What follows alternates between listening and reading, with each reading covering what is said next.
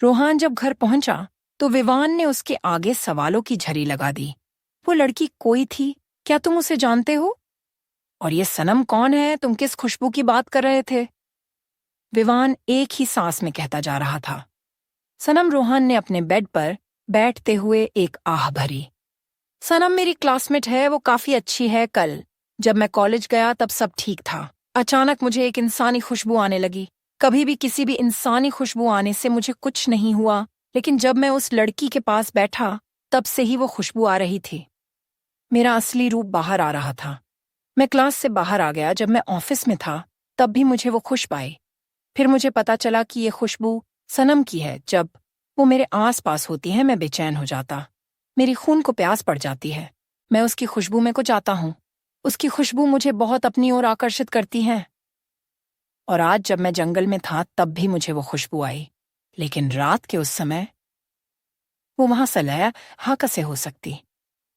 रोहान ने वो पायल अपनी जेब से निकली और कहा, इस पायल में से भी सनम की खुशबू आ रही है।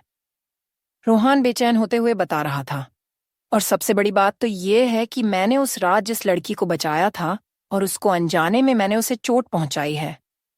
और प्रिंसिपल ने जिस लड़की को मेरे लिए अपॉइंट किया है वो लड़की कोई और नहीं सनम ही है। सनम परेशान होते हुए बोला, सनम वैसे नाम तो काफी रोमांटिक है। तुमने वो दावा तो इसे दे दी थी ना उससे? विवान ने सोचते हुए कहा। रोहान ने हाँ कहते हुए अपना गर्दन हिलाया। देखो रोहन, अगर उसकी खुशबू तुम्हारी प्यास बढ़ा रही तो तुम्हें अपने ऊपर कंट्रोल करना होगा। उसके मन की बातें सुनो, उसके बारे में जानो, विवान कह रहा था। मैं उसके मन की बातें नहीं सुन पाता, रोहान ने कहा। क्या क्या कहा तुमने? तुम्हें समझ में आ रहा है ना कि तुम क्या बोल रहे हो? तुम एक वैम्पियर हो। तुम सबके मन की बातें सुन सकते हो। विवान ने चौंकेते हुए कहा, हाँ मगर मैं उसके मन की बात नहीं सुन सकता। मुझे नहीं पता क्यों कैसे। रोहन ने कहा, उस लड़की में कुछ बात तो है जो तुम्हें इतना इफेक्ट कर रही है। विवान ने मुस्कुराते हुए कहा, मुझे इस आवाज को ढूंढना, इस आवाज ने मेरी जान बचाई है। मैं उससे मिलना चाहता हूँ। उस आवाज को सुनकर मुझे बहुत सुकून मिला है। रोहान के ये कहते हुए उसके चेहरे पर मुस्कान आ गई। तुमने तो अभी कहा कि उस पायल से सनम की ही खुशबू आ रही है, विवान ने कहा। हाँ खुशबू तो उसी की थी, लेकिन मुझे पता लगाना पड़ेगा, रोहान ने कहा। अगली सुबह सनम उठी तो उसके गर्दन और कमर पर जो लाल निशान था अब वो नीला हो गया था। आह, ये इतना दर्द क्यों हो रहा है? सनम ने बेड पर से उठते हुए कहा। वो जैसे तैसे तैयार होकर कॉलेज के लिए निकल गई। वो वो कॉलेज पहुंचकर सीधे अपनी क्लास में चली गई। निशान में दर्द होने के कारण वो ठीक से चल भी नहीं पा रही थी। वो हेड डाउन करके बैठी हुई थी। माया ने उसके पास आकर बैठते हुए कहा, तेरी तबीयत तो ठीक है ना? तेरा ये निशान तो नीला पड़ चुका है।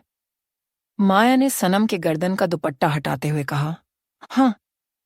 सनम ने आंखें बंद किए हुए ही कहा।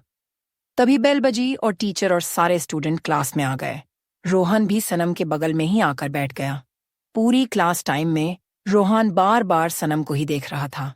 ये बात माता ने नोटिस कर ली और वो हल्का सा मुस्कुरा दी। तभी उसने उसके गर्दन के निशान को देखा, नीला हो चुका था। कहीं जहर का असर तो नहीं? उसने वो दवाई क्यों नहीं लगाए? रोहन ने गुस्से में अपने मन में कहा। क्लास खत्म हो चुकी थी और अवेशी सा और अब उन तीनों का ये खाली पीरियड था। सनम, मुझे ये टॉपिक समझ नहीं आया। क्या तुम मुझे ये समझा सकती हो? रोहन को वो टॉपिक आता था, फिर भी उसने सनम से कहा, हाँ क्यों नहीं? सनम ने मुस्कुराते हुए कहा, इस वक्त माया।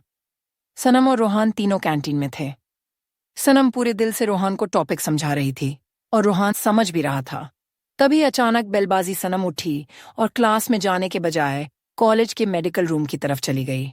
माया और रोहन उसके पीछे चल दिए।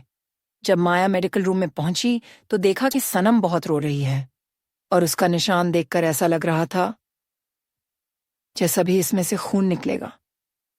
माया ने सनम का कमर पकड़कर सहलाना चाहा तो वो और चीख चीख कर रोने लगी। आह, प्लीज माया मत छुओ, प्लीज अब मुझसे। ये दर्द बर्दाश्त नहीं हो रहा है।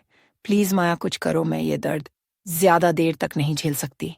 मैं मर जाऊंगी। प्लीज कुछ करो। रोहान बाहर खड़ा ये सब देख रहा था। वो सनम को इस हालत में नहीं देख पा रहा था। उसकी हालात का जिम्मेदार वो खुद को मान रहा था। तभी सनम दौड़ती हुई कॉलेज के गेट की तरफ भागी। रोहन और माया भी सनम के पीछे भागे। तभी अचानक सनम जमीन पर गिर गई। सनम, ओपन योर आईज। सनम, आई से वेक अप। सनम बेहोश हो चुकी थी और रोहन बेचैन सा सनम को अपनी गोद में लिए उसे उठाने की कोशिश कर रहा था। क्या रोहन सनम की जान बचा पाएगा? क्या रोहन को ये पता चलेगा कि वो पायल वाली लड़की सनम ही है? जानने के लिए पढ़ते रहिए मोहब्बत की एक अनकही दास्तां, बिग रीड स्टोरीज पर।